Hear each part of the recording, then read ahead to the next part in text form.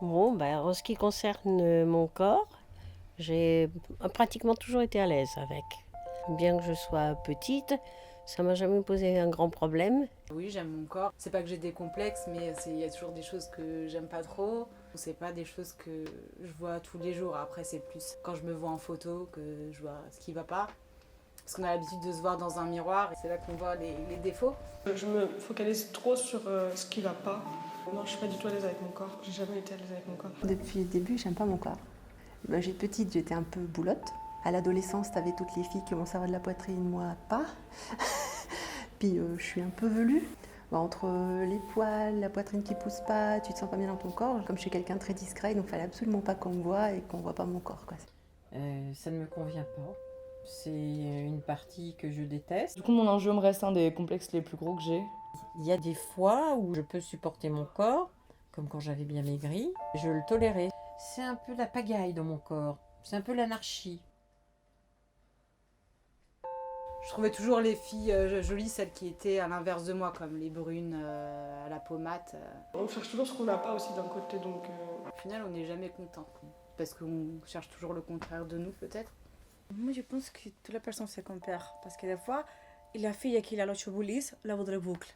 La fille qui a les cheveux boucles, elle dit pourquoi c'est pas moi qui ai les cheveux lisses. Je pense qu'on aurait cherché tout le temps le qu'on n'est pas.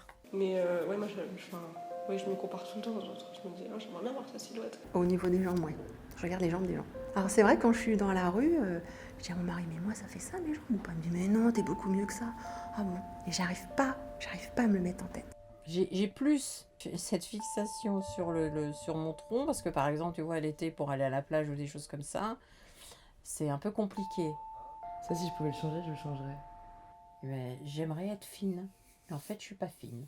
Et pourtant, moi, je me trouve grosse, mais sur quelqu'un d'autre, ça va pas du tout me choquer. Mais sur moi, ça me dérange. Je pense qu'on est toujours, et c'est tout à fait normal, dans le fait du regard des autres. Et on est ce que l'on est, peut-être aussi en fonction des autres, parce que on vit comme ça, hein. L'homme ne peut pas vivre seul dans sa bulle. Si le regard des autres est ou méprisant ou ironique, on se sent blessé. Il faut passer au-delà de ça, parce qu'on peut avoir la même attitude vis-à-vis de l'autre.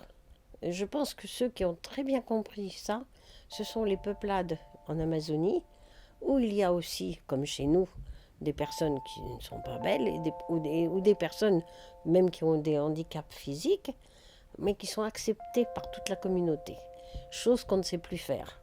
Quand j'ai fait un régime, j'avais beaucoup maigri, j'avais perdu 25 kilos. Et tu peux pas t'imaginer comme j'ai remarqué que le regard des autres était différent. J'ai vu cette transformation. J'étais menue, mince, et les réflexions des autres, c'était l'anorexique. Ah ben t'es anorexique, tu manges pas, tu fais un régime, mais est-ce que j'en ai souffert? Non.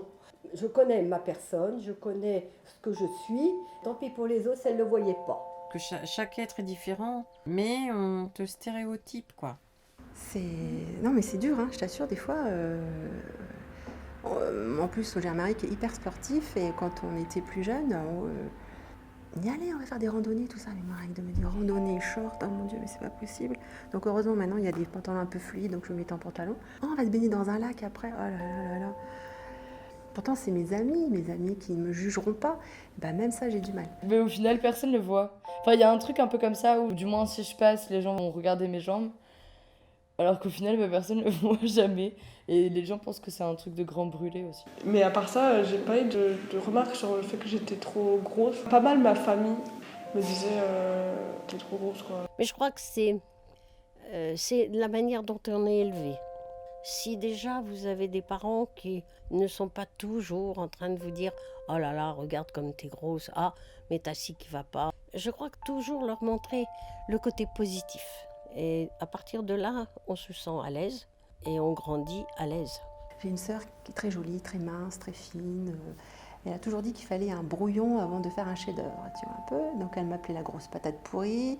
Et j'ai ça. Mais oui, mais mine de rien, c'est toujours resté. C'est parce que quelque part, je pense qu'il y a une souffrance, une douleur.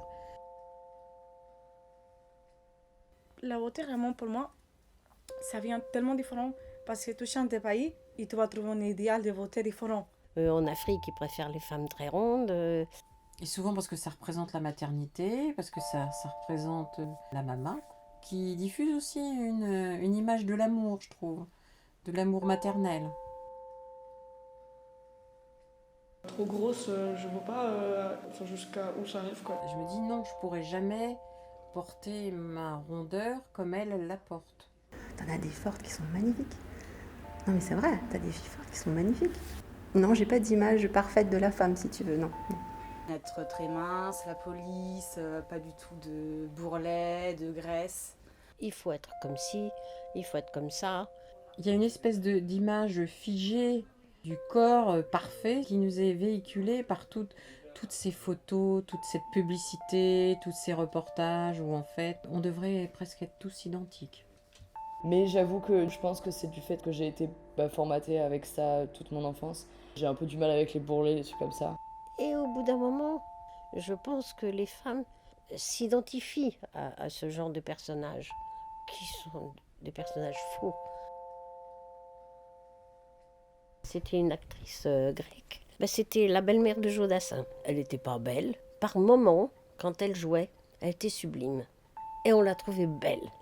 Et par moments, elle était presque laide.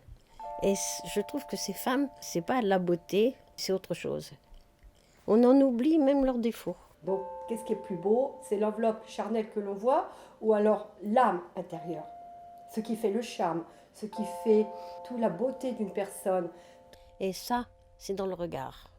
Non, parce que justement, tu vois, on se parle, t'as les yeux qui pétillent, voilà, pour moi, c'est ça qui... Non, mais c'est ça qui m'attire, en fait, chez les gens.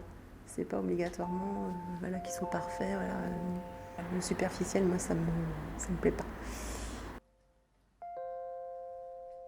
Maintenant, c'est vrai qu'en vieillissant, c'est jamais très agréable voir son corps se dégrader. Bon, j'essaye de remédier au temps qui passe, bon, en entretenant quand même.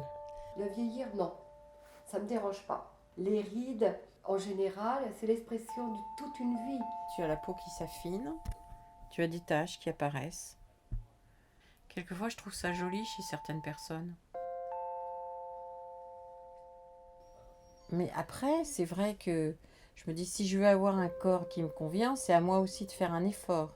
On peut éventuellement se raisonner par rapport à la nourriture. Mais je pense que la gourmandise que j'ai fait que ça se transpose en espèce de bouée, une bouée de protection.